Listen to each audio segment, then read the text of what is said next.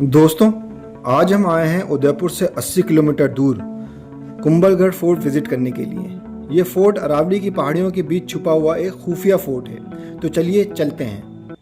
यह पहला दरवाज़ा है जिसे हल्ला पोल कहते हैं। उसके बाद आता है हनुमान पोल, जिसके अंदर आप गाड़ी पार्क करते हैं और 40 रुपये की टिकट लेते हैं। यहाँ से आप कुंभलगढ़ जंगल सफारी की टिकट भी ले सकते हैं। यहाँ पर कुंभलगढ़ वाइल्ड लाइफ सेंचुरी भी है, जहाँ लेपर्ड और भालू देखने को मिलता है। टाइगर इस जंगल में नहीं है।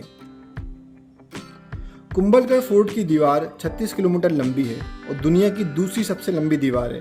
पहली ग्रेट वॉल ऑफ चाइना है और यह दीवार आज भी पूरी तरह से इंटैक्ट है, यानी कहीं से टूटी हुई नहीं है। पूरी की पूरी 36 किलोमीटर की दीवार इंटैक्ट है। इस दीवार की चौड़ाई करीब 15 फीट है, जिस पर 4 घोड़े एक साथ चल सकते हैं। राजस्थान में कई छोटी छोटी रियासतें थीं, जैसे मेवाड़, मारवाड़, हाडोती, ढूंढाड़। मेवाड़ के राजा महाराणा कुंभा ने मेवाड़ के बॉर्डर को सिक्योर करने के लिए 15वीं सेंचुरी में 32 किले बनवाए थे, जिनमें से कुंभलगढ़ एक किला है और सबसे ज़्यादा ऊंचाई पर मौजूद है। यह किला मेवाड़ और मारवाड़ रियासत के बॉर्डर को अलग करता है। इसके बॉर्डर पर जोधपुर शहर है, जो कि मारवाड़ रियासत का पार्ट था। एरिया के हिसाब से देखा जाए तो ये सबसे बड़ा फोर्ट है, पर लिविंग एरिया के हिसाब से ये सबसे छोटा फोर्ट है। इसके अंदर करीब 360 मंदिर मौजूद हैं। रामपोल दरवाजे से किले के अंदर एंट्री होती है। लेफ्ट साइड में चतुर्भुज मंदिर, बादल महल और कुंभा महल मौजूद हैं। राइट साइड में वेदी टेम्पल, शिव मंदिर वगैरह टेम्पल मौजूद हैं। इस फोर्ट को 2nd सेंचुरी BC के बने हुए जैन कम्युनिटी की इमारतों के अवशेषों पर महाराणा कुंभा ने अपने आर्किटेक्ट मंडन की मदद से 1443 से 1458 के बीच बनवाया था। लगभग 15 साल इस फोर्ट को लगे थे बनाने में, 15 से 16 साल। कहते हैं जब फोर्ट की दीवार बनाना शुरू किया गया तो एक अजीब प्रॉब्लम आई थी। दिन में दीवार को बनाया जाता था और रात में ये दीवार गिर जाती थी। ऐसा 5-7 बार हुआ तो महाराणा कुंभा को फिक्र हुई कि ऐसा क्यों हो रहा है। तो यहाँ के लोगों से पता किया तो पता चला कि यहाँ एक भैरव मुनि है, वो ही बता सकते हैं। तो महाराणा कुंभा और मंडन भैरव मुनि के पास गए। मुनि ने बताया कि यहाँ एक शक्ति है जो इस फोर्ट का निर्माण नहीं होने देगी। हाँ, अगर किसी आदमी की बलि उसकी मर्जी से दी जाए तो ये प्रॉब्लम दूर हो जाएगी। पर कोई भी शख्स अपनी मर्जी से अपनी बलि देने को तैयार नहीं था। तो भैरव मुनि खुद तैयार हो गए और उन्होंने कहा, मैं चलना शुरू करूँगा। सबसे पहले जहाँ रुकूँगा वो फोर्ट का मेन गेट होगा और आखिर में जहाँ पहुँचूँगा वहाँ पर फोर्ट बनाया जाएगा। ऐसा कहा जाता है कि भैरव मुनि ने पहाड़ी पर चलना शुरू किया। यहाँ पर पहली बार वो रुके तो यहाँ पर ये जो गेट बनाया गया है, इसे भैरव पोल नाम दिया गया। फिर थोड़ा आगे चलने के बाद तलवार से उनकी गर्दन काट दी गई और जहाँ उनका सिर गिरा वहाँ पे एक छोटा सा मंदिर भी बना रखा गया है, जो आप देख सकते हैं राइट हैंड साइड के अंदर। आगे चलने पर ये बॉडी बिना सर के चलती रही और करीब 700 मीटर चली और 700 मीटर चलने के बाद ऊपर की ओर ये जाके गिरी और वहीं पर कुंभा महल और बादल महल बनाए गए हैं। इतनी हाइट पर पहुंचने के बाद हमें कुछ पुराने स्ट्रक्चर भी दिखाई दे रहे हैं जो काफ़ी दूर हैं। ऐसा लगता है जैसे कोई पुरानी सभ्यता, सिविलाइजेशन मौजूद होगी यहाँ पर, या ये हो सकता है जैन जो मतावलंबी थे उनके स्ट्रक्चर हैं। और एक मंदिर से दिख रहे हैं यहाँ पे, तो ये काफ़ी दूर हैं।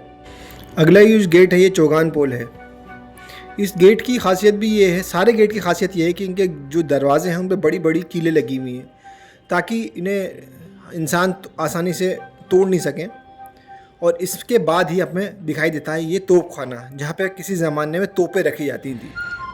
यहाँ पे आज भी कुछ तोपें रखी हुई हैं और इन तोपों के पीछे पेंटिंग्स लगा रखी गई हैं कि कैसे पहले तोपों का यूज़ होता था। बैलगाड़ी के ऊपर भी तोप जाया करती थी उसके सहारे से, और भी अलग अलग इस यहाँ पे यूज़ तोप के पेंटिंग के ज़रिए दिखाए गए। तोप खाने से आगे चलने पर हमें कई छोटे छोटे स्ट्रक्चर दिखाई दिए, जैसे कि ये पॉन्ड पानी का, ये पहले नहाने के लिए यूज़ होता होगा किसी ज़माने में, जकूज़ी टाइप ये पॉन्ड था।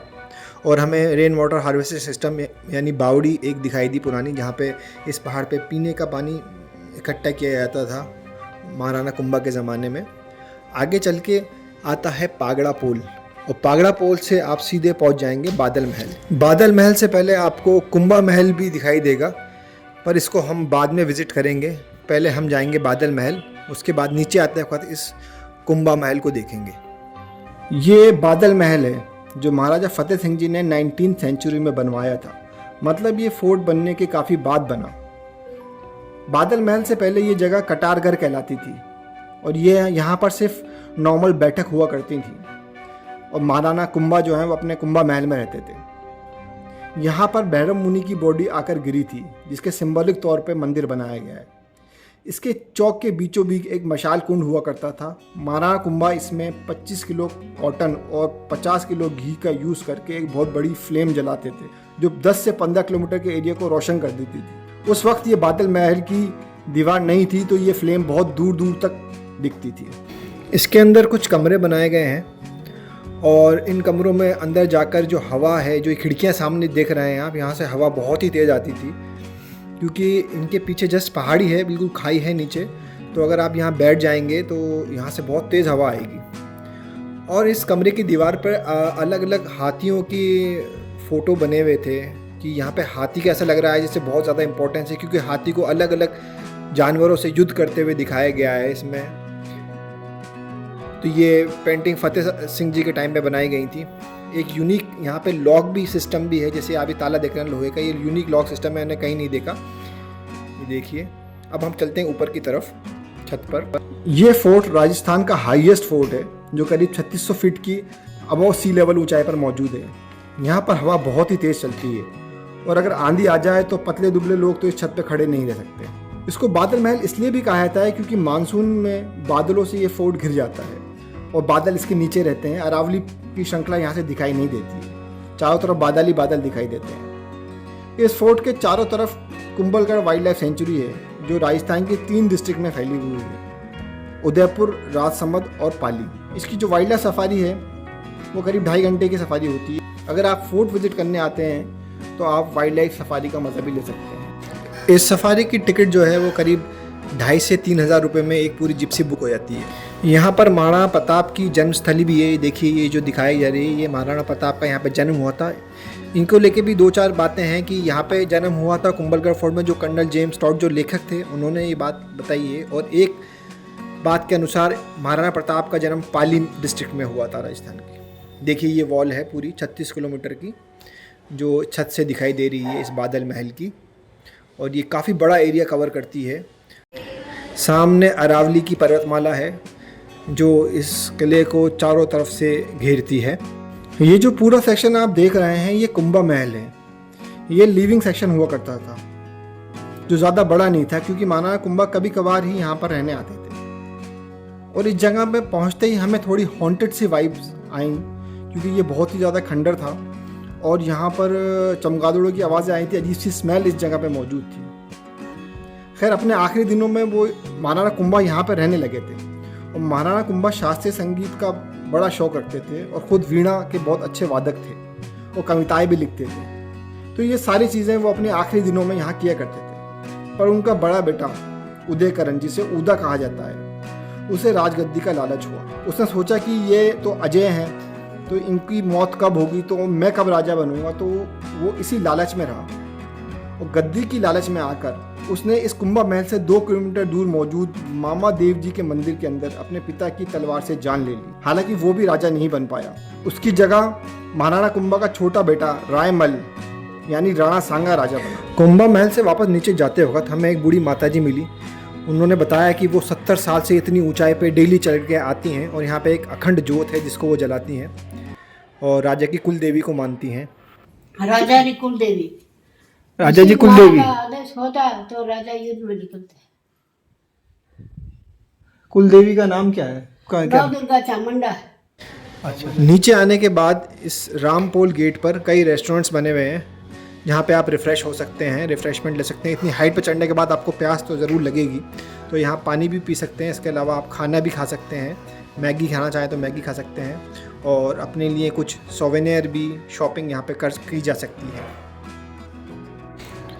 नाश्ता करने के बाद आप राइट हैंड साइड में मौजूद वेदी टेम्पल में जा सकते हैं। ये भी बहुत इंटरेस्टिंग जगह है, देखने लायक है। ऐसा बताया जाता है कि ये मंदिर यज्ञ और हवन करने के लिए यूज़ होता था और इस मंदिर का आर्किटेक्चर बहुत ही यूनिक है। इसमें बहुत सारे स्तंभ, पिलर्स यूज़ किए गए हैं। बीच में यहाँ पे कोई मूर्ति नहीं है, बस चारों तरफ स्तंभ है और बीच में शायद यज्ञ स्थल है। यहाँ पे इतने पिलर हैं कि आपको चलने में दिक्कत आ सकती है, क्योंकि ये पूरा जो यज्ञ स्थल है ये स्तंभों से घिरा हुआ है। तो यहाँ पे चलने की जगह कम है और पिलर्स जो स्तंभ हैं वो कई ज़्यादा हैं।